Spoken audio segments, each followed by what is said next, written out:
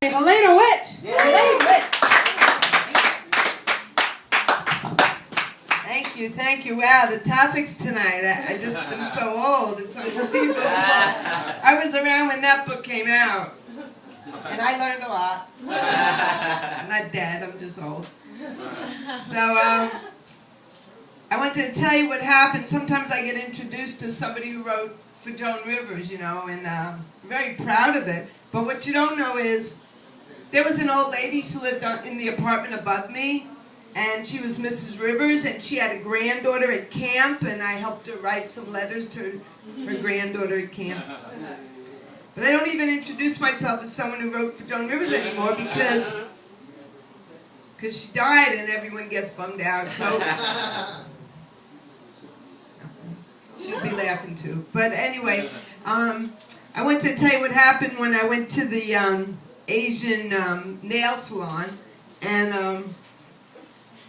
I had this fear that when you put on, ladies, you know, when you put on that vibrating machine, could I have a show of hands of how many women like the vibrating machine when you're getting your toenails done? Yeah. A show of hands, okay. I'm a school teacher, I said show of hands. No. Okay.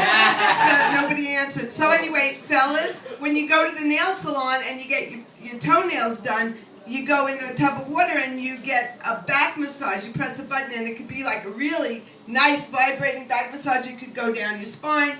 So I have this fear that I'm going to get the massage and then the lady's like manicuring your toenails and it tickles and she's like hurting you and she's tickling you and then the machine is vibrating and I have this fear that I'm going to slide down into the water and just get zapped to death. And then I think that in Korean or Vietnamese or Korean or Vietnamese, I think they're talking about my cuticles behind my back. And they sometimes just say cuticle. They think I'm going to give them a bigger tip because of my, you know, your cuticles grow so fast. I'm not using my Korean accent if you notice because I didn't take enough improv for comedy at the Laughing Buddha yet. But so I'm just telling you what happened. They talk about my cuticles grow and they think I'm going to give them more of a tip because it's so very hard for them to cut them. That's not that funny, but I do give them a big tip. No, I didn't mean that to be funny. That's good. You never know. You know, you can write these jokes. You go to the class, was it $399 plus the $50 coupon, and then what do they laugh at? Something completely unrelated. And I wanted to tell you what happened when...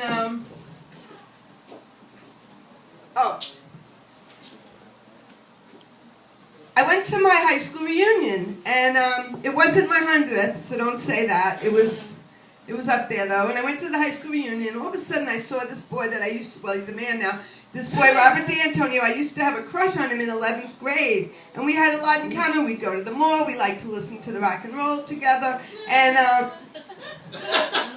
because I called it rock and roll? Yeah. What? The rock and roll. I got the joke, see? I never learned this in comedy school, and they're just laughing at the other things. I'm going to save, no offense to Jeff Lawrence, I'm going to save my $350 because they're laughing at other stuff. So anyway. So, I said that on purpose. So, Jody, don't tell him because he'll get pissed off. Even though I proofread the newsletter, this might not work at all. So Robert D'Antonio was so cute, and there he is at the reunion, and he pulls me on the dance floor, and like I said, while we're dancing, he's a really good disco dancer, and he has like jewelry on, he has earrings and bracelet, and then he whips out pictures of his family. He says, this is my husband, this is my Brazilian child that I have, and it all started to come together on that dance floor. I said, now it all makes sense. There we were at the mall listening to the rock and roll and everything, and we had so much in common. He used to go with me to the Asian nail salon, that's a callback. And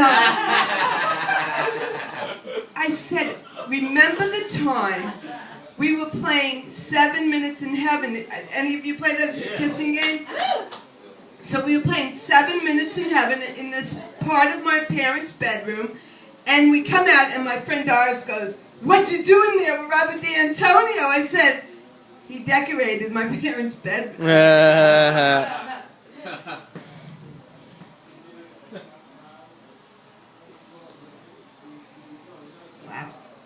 going to do old things.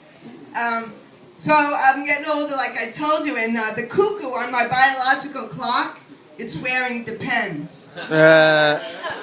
And when I was little, we used to sing the birthday song, and then they would say, are you 1, are you 2, are you 3? But now my